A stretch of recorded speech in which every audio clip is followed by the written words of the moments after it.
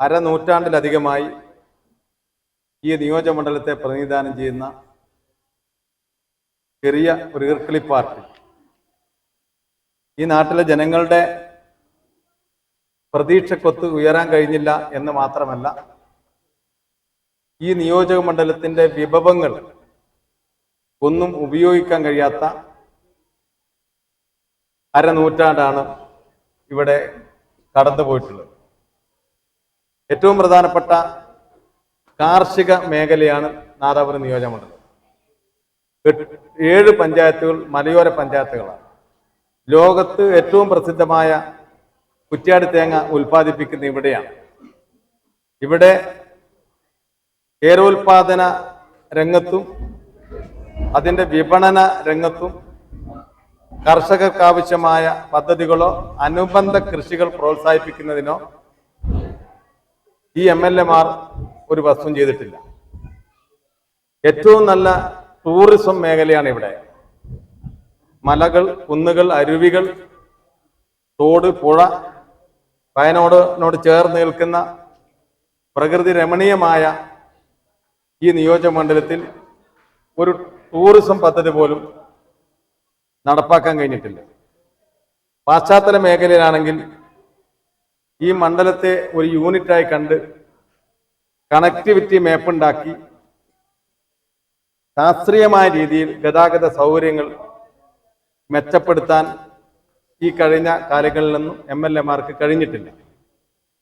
ഈ നിയോജക മണ്ഡലത്തിലൂടെ കടന്നു പോകുന്ന മലയോര ഹൈവേ ഈ മണ്ഡലത്തെത്തിയപ്പോൾ വയനാട് ചുരത്തിൽ 12 മീറ്ററിന് പകരം 10 ചുരുക്കിയിരിക്കുന്നു.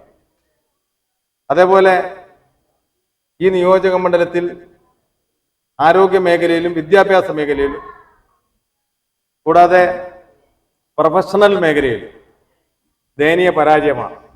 ആകെയുള്ളത് നാദാപുരം ഗവൺമെന്റ് ആശുപത്രിയാണ്. ആ ഗവൺമെന്റ് ആശുപത്രിയിൽ 95-ൽ ബ്ലോക്ക് പഞ്ചായത്ത് പ്രസിഡന്റ് UDF ഭരിച്ച കാലത്തുണ്ടായ നേരിയ നേട്ടമൊഴിച്ചാൽ ഒരു പാക്കേജ് കൊണ്ടുവന്ന് അല്ലെങ്കിൽ ഒരു പ്രൊജക്ടിന്റെ അടിസ്ഥാനത്തിൽ ഇതിനെ ഉയർത്തിക്കൊണ്ടുവരുന്നതിന് ഒരു നടപടിയും സ്വീകരിച്ചിട്ടില്ല. ഈ ആശുപത്രി നൂറുകണക്കിന് ആളുകൾ പ്രസവം നടത്തിയിരുന്ന ആശുപത്രിയായിരുന്നു.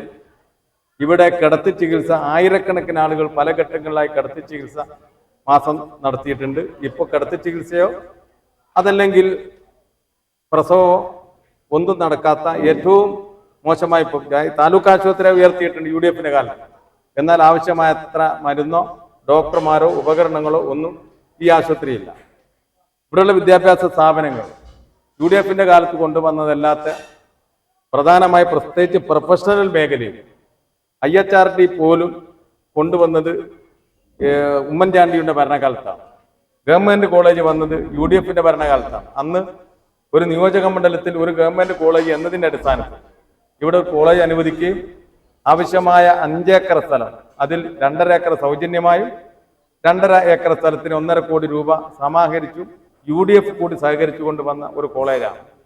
ഇവിടെയുള്ള കുട്ടികളൊക്കെ തന്നെ അന്യ സംസ്ഥാനങ്ങളിലോ അന്യ രാജ്യങ്ങളിലോ പോയിട്ടാണ് പഠനം നേടിക്കൊണ്ടിരിക്കുന്നത്. അങ്ങനെയുള്ളൊരു പശ്ചാത്തലത്തിൽ ഒരു മാറ്റത്തിന് ജനങ്ങൾ ആഗ്രഹിക്കുന്നു. ജനങ്ങൾ അതിനു വേണ്ടി തയ്യാറായി നിൽക്കുന്നു.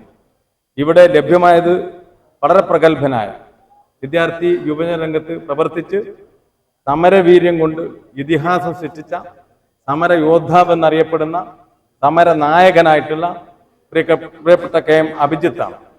അദ്ദേഹം നിഷ്കളങ്കനാണ്, ഒരുപാട് ഭാവനയുള്ള ആളാണ്. അദ്ദേഹത്തിന് വിഷൻ ഉണ്ട്, അദ്ദേഹത്തിന് മിഷൻ ഉണ്ട്. ഇതെല്ലാം വെച്ചുകൊണ്ട് ഈ വളരെ മനോഹരമായ സമ്പൽ സമൃദ്ധം എന്ന് വിശേഷിപ്പിക്കാവുന്ന കേരളത്തിന്റെ സമ്പദ്ഘടനയെ തന്നെ നിയന്ത്രിക്കുന്ന ഒരു നിയോജക മണ്ഡലമാണ് നാദാപുരം നിയോജക മണ്ഡലം. അത്രമാത്രം പ്രവാസികളുണ്ട്. ഇവിടെയുള്ള ആളുകൾ ഗൾഫ് നാടുകളിൽ പോയി അധ്വാനിച്ച് ഉണ്ടാക്കുന്ന പണം ഇവിടെ നിക്ഷേപിക്കാൻ കഴിയാത്ത ഒരു സാഹചര്യമാണുള്ളത്.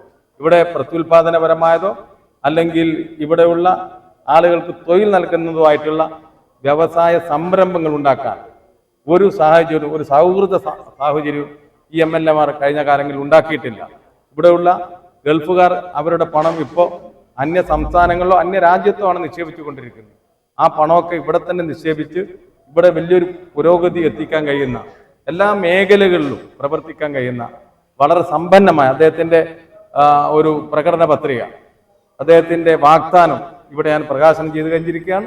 തീർച്ചയായും ജനങ്ങൾക്ക് വലിയ പ്രതീക്ഷയുണ്ട്. ഈ നാട്ടിൻ്റെ സർവ്വതോന്മുഖമായ പുരോഗതിക്ക് പ്രവർത്തിക്കാൻ കഴിയുന്ന കഴിവുറ്റ ഈ ചെറുപ്പക്കാരൻ ഇവിടെ നിയമസഭാ സാമാജികനായി വരും എന്നതിൽ സംശയമില്ല. 10,000 വോട്ടുകൾക്കധികം അദ്ദേഹം വിജയിക്കും. അങ്ങനെ വിജയിച്ചു കഴിഞ്ഞാൽ ഈ നിയോജക മണ്ഡലത്തിന് മുഖച്ഛായ മാറ്റും. കേരളത്തിൽ തന്നെ ഒരു മോഡൽ നിയോജക മണ്ഡലമായി നാദാപുരം നിയോജക മണ്ഡലം മാറും. അതുകൊണ്ട് ആ ഒരു കാര്യം വിളംബരം ചെയ്യാനും ജനങ്ങളിലെത്തിക്കാനും ഈ പ്രിയപ്പെട്ട പത്രമാധ്യമ സുഹൃത്തുക്കൾ സഹകരിക്കണമെന്ന് മാത്രം അഭ്യർത്ഥിച്ചുകൊണ്ട് നിങ്ങളോട് സംസാരിക്കാൻ പ്രിയപ്പെട്ട നമ്മുടെ സ്ഥാനാർത്ഥി KM അഭിജിത്തിനോട് അഭ്യർത്ഥിക്കുന്നു. കഴിഞ്ഞ 22 ദിവസക്കാലമാണ് തെരഞ്ഞെടുപ്പിനായിട്ടുണ്ടായിരുന്നത്. പക്ഷേ 22 ദിവസക്കാലം കണ്ണടച്ച് തുറക്കുന്നതിന് മുൻപ് കേവലം 2-3 ദിവസക്കാലം കൊണ്ട് തെരഞ്ഞെടുപ്പ് വരികയാണ്. ഇത്തവണ ഐക്യ ജനാധിപത്യ മുന്നണി എൻ്റെ പാർട്ടി നേതൃത്വം നാദാപുരം നിയോജകമണ്ഡലം സ്ഥാനാർത്ഥിയായിട്ടാണ് എന്നെ നിയോഗിച്ചത്. പക്ഷേ സ്ഥാനാർത്ഥിയായ ആ പ്രഖ്യാപനം വന്നതിന് ശേഷം നാദാപുരത്തെ ജനങ്ങൾ ഒരു കുടുംബത്തിലെ അംഗത്തെ പോലെ ഏറ്റെടുത്തു എന്നത് ഏറ്റവും സന്തോഷകരമാണ്. പ്രത്യേകിച്ച് രാത്രികളിലും വൈകിയും ഒക്കെയുള്ള ക്യാമ്പയിനിങ്ങിലും പ്രായഭേദമന്യേ അമ്മമാരും ഉമ്മമാരും കൈക്കുഞ്ഞുങ്ങളുമായി സ്ഥാനാർത്ഥിയെയും ഈ തെരഞ്ഞെടുപ്പിനെയും ആശീർവദിക്കാൻ കടന്നു വരികയാണ്. എന്തായാലും ഇത് വലിയൊരു ജീവിതത്തിൽ ഏറ്റവും മനോഹരമായ നിമിഷങ്ങളാണ്, അനുഭവമാണ്. ഈ നാട് നൽകുന്ന പിന്തുണയ്ക്കും സ്നേഹത്തിനും ഈ നാടിനോടും ഇവിടുത്തെ ജനങ്ങളോടും അത്രമേൽ കടപ്പെട്ടിരിക്കുന്നുവെന്ന് പറയാൻ ആഗ്രഹിക്കുകയാണ്. തെരഞ്ഞെടുപ്പുമായി ബന്ധപ്പെട്ട് 59 വർഷക്കാലം നാദാപുരം ഒരേ മുന്നണിയിലെ ഒരേ പാർട്ടി ഇവിടെ നിന്ന് MLA-മാരായി കടന്നുപോയിട്ടുണ്ട്. ആ MLA-മാരിൽ നിന്ന് മന്ത്രിമാരുണ്ടായിട്ടുണ്ട്. കേരളത്തിൻ്റെയും ഇന്ത്യയുടെയും രാഷ്ട്രീയ തീരുമാനങ്ങളിൽ പ്രധാനപ്പെട്ട റോൾ വഹിച്ച നേതാക്കളും കടന്നുപോയിട്ടുണ്ട്. പക്ഷേ അതിൻ്റെ ഒരു പരിഗണനയും ഗുണവും ഈ നാദാപുരത്തിന് ലഭിച്ചിട്ടുണ്ടോ എന്ന് ചോദിച്ചാൽ ഇല്ല എന്നതാണ് മറുപടി. ഇപ്പൊ ബഹുമാനപ്പെട്ട സൂബിക്ക ഇവിടുത്തെ ഗവൺമെന്റ് ആശുപത്രിയെ കുറിച്ച് സംസാരിച്ചു. പോകുന്ന വഴികളിലെല്ലാം വീടുകളിൽ കയറുമ്പോൾ ഇവിടെ ആശുപത്രിയിലേക്ക് കടന്നു പോകുമ്പോഴുള്ള ബുദ്ധിമുട്ടുകളെ കുറിച്ച് അമ്മമാരും അവിടുത്തെ ആളുകളും പറയുന്ന വാക്കുകൾ കേൾക്കുകയാണ്. നേരത്തെ സൂചിപ്പിച്ചല്ലോ, ഈ നാദാപുരത്ത് ഏറ്റവും മികച്ച വിദ്യാർത്ഥിനികൾ ഉള്ള ഇടമാണ് നാദാപുരം. +2-ന് ഏറ്റവും മികച്ച മാർക്ക് വാങ്ങി 100% മാർക്ക് വാങ്ങി ജയിക്കുന്ന കുട്ടിയും ഇന്ന് +2 കഴിഞ്ഞ് നാട് വിട്ടു പോകുന്ന അവസ്ഥയാണ്. നിങ്ങൾ ഡൽഹി സർവകലാശാലയും അല്ലെങ്കിൽ മറ്റ് സർവകലാശാലകൾ HPU ആണെങ്കിലും JNU ആണെങ്കിലും അല്ലെങ്കിൽ ഇതുമായി ബന്ധപ്പെട്ട ജാമ്യ മിലിയയിലൊക്കെ നിങ്ങൾ പോയാൽ നമുക്ക് ഏതെങ്കിലും നാദാപുരത്തെ കുട്ടികളെ കാണാൻ കഴിയാത്ത സാഹചര്യം ഉണ്ടാകാറില്ല. അവരൊക്കെ ഇവിടെ പഠിക്കണമെന്ന് ആഗ്രഹിക്കുന്ന ആളുകളാണ്. പക്ഷെ പഠിക്കാനുള്ള ഹയർ സ്റ്റഡീസിന് ഇവിടെ അവസരമില്ലാത്തത് കൊണ്ട് നാട് വിട്ടു പോകേണ്ടി വരുന്ന ആളുകളാണ്.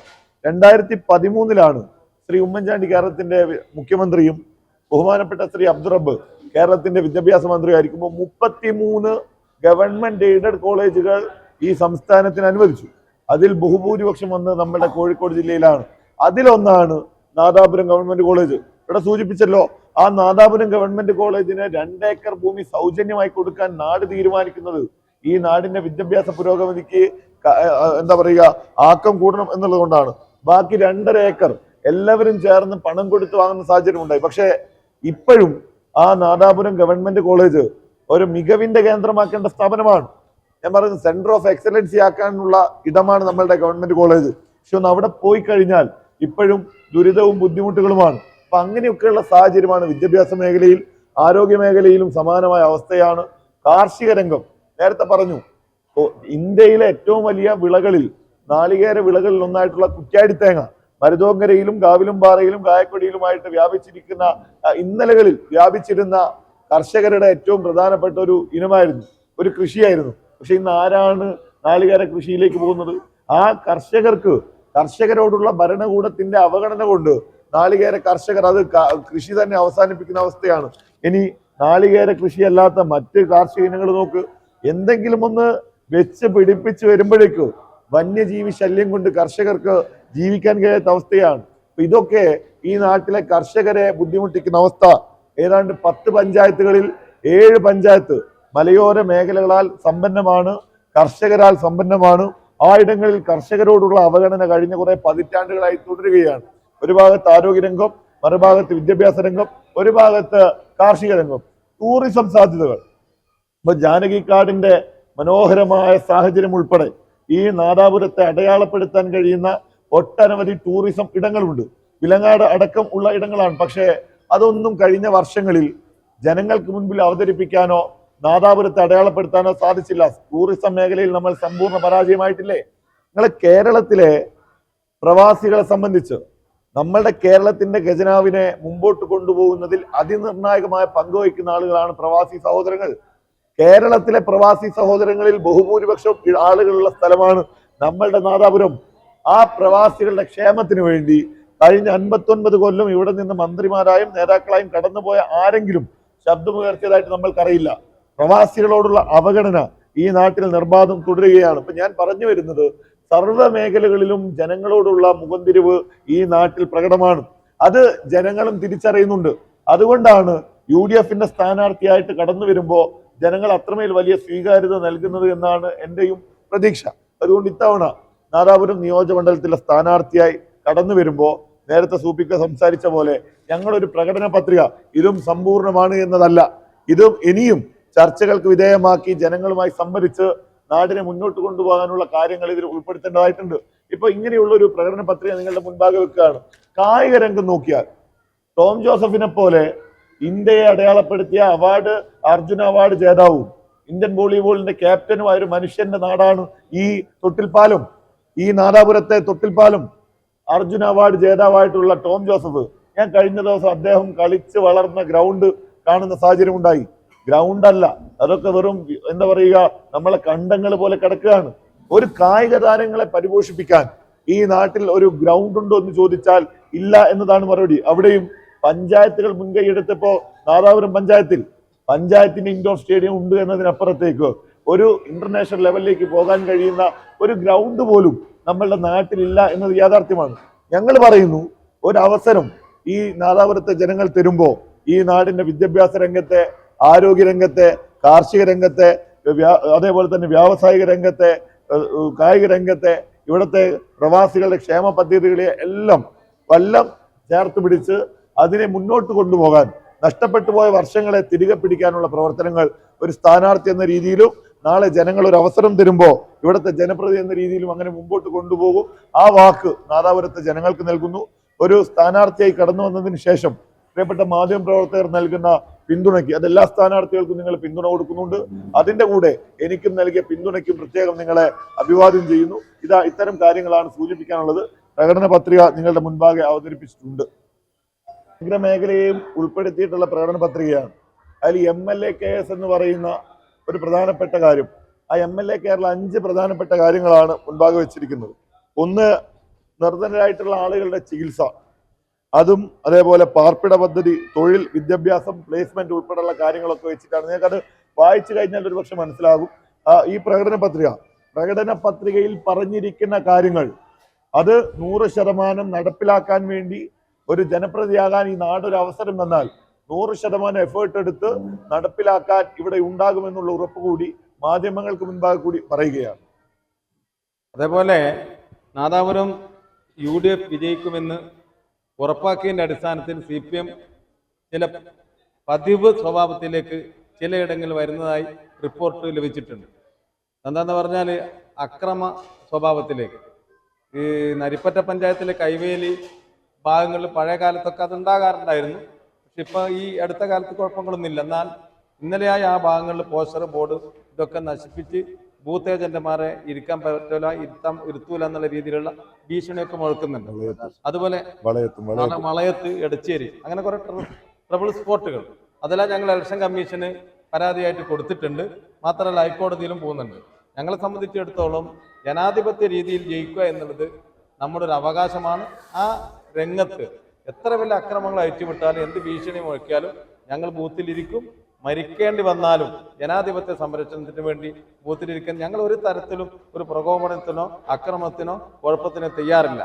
ഈ തരത്തിൽ ഈ അവസാന ഘട്ടത്തിൽ അക്രമവുമായി മുമ്പോട്ട് വരുന്നത് ഭൂഷണമല്ല എന്ന് ഞാൻ പറയാണ്. അതേപോലെ നേരത്തെ പറയാൻ വിട്ടുപോയ വെലങ്ങാട് വയനാട് ചുരമില്ലാത്ത റോഡ്, ഈ റോഡിന് വേണ്ടി എത്രയോ കാലമായി ജനങ്ങൾ ആഗ്രഹിക്കുകയാണ്. നേരത്തെ ബഹുമാനപ്പെട്ട സ്ഥാനാർത്ഥി പറഞ്ഞ പോലെ ഈ ചെറിയ പാർട്ടിയുടെ ഭാഗത്ത് MLA മാർ അതും വനം വകുപ്പ് ഒക്കെ കൈകാര്യം ചെയ്താണ്. ആ വനം വകുപ്പ് ഉപയോഗിച്ച് കേന്ദ്ര വനം വകുപ്പിൽ നിന്ന് ആ സ്ഥലം വിട്ടുവാങ്ങിക്കാനും അതിനു വേണ്ടിയുള്ള ഇടപെടലുകൾ നടത്താനും MLA-ക്ക് കഴിയുമായിരുന്നു. ഇതുവരെയും ആ ഒരു റോഡ് യാഥാർത്ഥ്യമാക്കാൻ MLA കഴിയും. അങ്ങനെ ഒരുപാട് കാര്യങ്ങൾ ഞങ്ങൾക്ക് പറയാറുണ്ട്. ഞങ്ങൾ തികച്ചും രാഷ്ട്രീയമായിട്ടാണ് ഈ തെരഞ്ഞെടുപ്പിനെ കാണുന്നത്. അതോടൊപ്പം ഇപ്പം വിലങ്ങാടെ സംബന്ധിച്ച് നമുക്കറിയാം, ചൂരന്മലയിലും മുണ്ടക്കയിലും ഉണ്ടായ സമാനമായ സാഹചര്യമാണ് വിലങ്ങാടും സംഭവിച്ചത്. അവിടെ കാഷ്വാലിറ്റി, അവിടെ ഒരു അധ്യാപകൻ മരണപ്പെട്ടു എന്നത് ഒഴിച്ചു നിർത്തിയാൽ മരണങ്ങൾ സംഭവിച്ചില്ല. അത് രക്ഷാപ്രവർത്തനം അവിടെ നടന്നു എന്നതിന്റെ ഭാഗമായിട്ടാണ്. എന്നാൽ പാർപ്പിടമില്ലാതെ, കിടപ്പാടമില്ലാതെ, കൃഷിസ്ഥലമില്ലാതെ പുറത്താക്കപ്പെട്ട ഒരുപടി മനുഷ്യർ വിലങ്ങാട്ടിലുണ്ട്. ദൗർഭാഗ്യവശാൽ ഇപ്പോഴും സർക്കാർ കണ്ണു തുറന്നിട്ടില്ല. ഒരു UDFന്റെ ഭരണം ഈ നാട്ടിൽ വരുമ്പോൾ വിലങ്ങാട് പാക്കേജ് പ്രഖ്യാപിക്കാനും ഈ നാടിനൊപ്പം നിൽക്കാനും UDF ഭരണകൂടവും ഉണ്ടാകും. ഒരു അവസരം ലഭിച്ചാൽ ജനപ്രതിനിധിയായിട്ട് ഞാനും അവിടെ ഉണ്ടാകും. വിലങ്ങാട് പാക്കേജ് പ്രഖ്യാപിക്കേണ്ടത് നാടിന്റെ അനിവാര്യതയാണ്. അതും ഞങ്ങൾ മുൻപോട്ട് വെക്കുകയാണ്, ജനങ്ങൾക്ക് മുമ്പിൽ വെക്കുക. ഇപ്പോ LDFന് പിന്തുണ പ്രഖ്യാപിച്ചതായി പത്രവാർത്തകളൊക്കെ നമുക്ക് കാണാൻ കഴിഞ്ഞതാണ്. നാദാപുരത്തെ സംബന്ധിച്ച് പറഞ്ഞാൽ NDF, നാദാപുരം ഡിഫൻസ് ഫോഴ്സ് ആണ്. നാദാപുരം CPM അക്രമത്തിൽ പ്രതിഷേധിച്ച് വന്ന ഒരു തീവ്രവാദ സംഘടനയാണ്. അതാണ് പിന്നെ SDPI ആണ്. നമുക്കറിയാം ബിനു വധക്കേസ്. ഈ ബിനു വധക്കേസ് അന്വേഷിച്ചത് LDFന്റെ ഗവൺമെന്റാണ്, ക്രൈംബ്രാഞ്ചാണ്. ആ അന്വേഷണത്തിലൂടെ കണ്ടെത്തിയ പ്രതികളെല്ലാം തന്നെ SDPIക്കാരാണ്. അങ്ങനെ നിരവധി കൊലപാതകങ്ങൾ ഈ മണ്ഡലത്തിനകത്തും പുറത്തും, അതേപോലെ അക്രമങ്ങളൊക്കെ ഒരു ഭാഗത്ത് CPMനെതിരായി നടത്തിയിട്ടുള്ള പോരാട്ടം SDPI. ആ SDPIക്ക് ഇവരുമായി സഹവർത്തിത്വം ഉണ്ട് എന്ന് പറയുമ്പോൾ ഇവിടുത്തെ CPMമാർ എങ്ങനെ ചിന്തിക്കും? ഈ ബിനുവിന്റെ ബന്ധുക്കൾ എന്ത് പറയും? ഈ നാട്ടിലെ സാധാരണ CPM പാർട്ടിക്കാർ എങ്ങനെയാണ് ഇതിനെ കാണുന്നത് എന്ന് ഈ തെരഞ്ഞെടുപ്പിൽ കാണാൻ കഴിയും. ഇതുപോലെ നല്ല സുന്ദരിയായിരിക്കണം. അപ്പോ കല്യാണ പെണ്ണോ? അത് ചിറ്റപ്പന്റെ ഇഷ്ടം. ഇത് മതിയോ? ചിറ്റപ്പ.